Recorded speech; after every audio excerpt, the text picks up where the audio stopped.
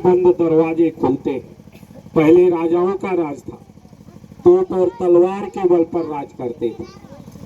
जिसकी ताकत ज्यादा होती थी वो जीतकर राजा बन जाता था। लेकिन बाबा साहब ने को जब संविधान बनाने का अवसर मिला तो उन्होंने राजा और रानी को महलों में कैद कर दिया। कहा इस देश में कोई राजा रानी नहीं होगा, इस देश में जनता ही राज करेगी, अपने वोट के बल पर राज करेगी। इस बात को बाबा साहब भीमराव अम्बेडकर ने कहा और इसलिए सबको वोट का अधिकार दिया। लेकिन साथियों, आज जब हम उनके 134वीं जयंती मना रहे हैं, इस देश के आजादी के 75 साल से ज्यादा हो गए, तो हमें विचार करना है कि बाबा साहब चाहते थे समतामूलक समाज बने, क्या बन पाया? क्या आज भी जाति के आधार पर हमारे साथ भेदभाव नहीं हो रहा है? अगर हो रहा है तो उसको हमें दूर करना होगा। अभी आपने ताजा आंकड़ा आपने देखा, श्री राम जी, राम सुमन जी जो सांसद हैं, अनुसूचित जात के हैं, जाटो समाज के हैं, उन्होंने लोकसभा में इतिहास पढ़कर बताने का कुछ काम किया तो उनके घर पर एक सेना पहुंच जाती है, हजारों लोग पहुंच जाते हैं, माँ बहन हर तरह की गाली देने का काम करते हैं।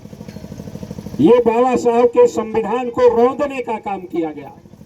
बाबा साहब ने जो संविधान के आधार पर हमें ताकत दिया, हमें बल दिया, हमें संजीवनी दिया, आज उस संविधान को रौंदा जा रहा है। आज तोप और बंदूक लहराया जा रहा है। ये संविधान के मार्ग में रुकावट है। हमारा आरक्षण छीना जा रहा है। 69,000 शिक्षकों की भर्ती में अनुसूचित जात और पिछड़ी जात का आरक्षण छीना गया।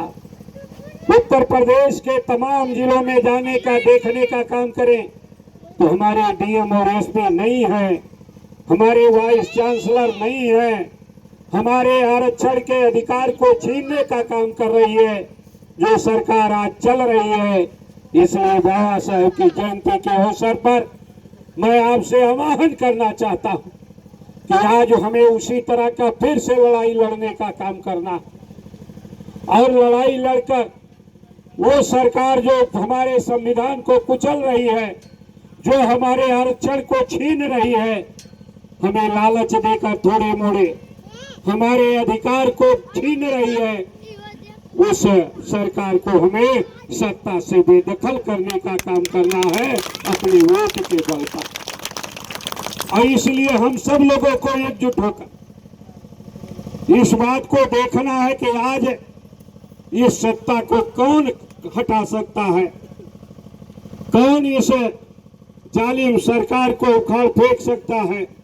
इसलिए हम सब लोगों को एकजुट होकर उस रास्ते पर चलना है जिससे हमारा संविधान बच सके। बाबा साहब के जो संविधान है आज वही हमारे लिए संजीवनी है, वही हमारे लिए ढाल है।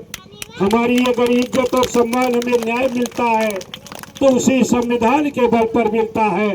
वो संविधान को ये मनोवादी लोग, मनोवादी सरकारें उस संविधान को कुचल रही हैं। इसलिए हमें उन सरकारों को हटाने के लिए बाबा साहब के वोट के अधिकार का प्रयोग करना है। 2027 में उत्तर प्रदेश से भाजपा को हटाने का काम करना है। ऐसा अपील करते हुए आप सब लोगों का हृदय से आभार व्यक्त करते हुए बाबा साहब के प्रति वही सबसे बड़ी श्रद्धांजलि होगी, ऐसा आपसे अपील करते हुए बहुत बहुत आभार व्यक्त करते हुए अपनी बात को विराम देता हूँ। धन्यवाद। जय भीम, जय भारत, जय समाज।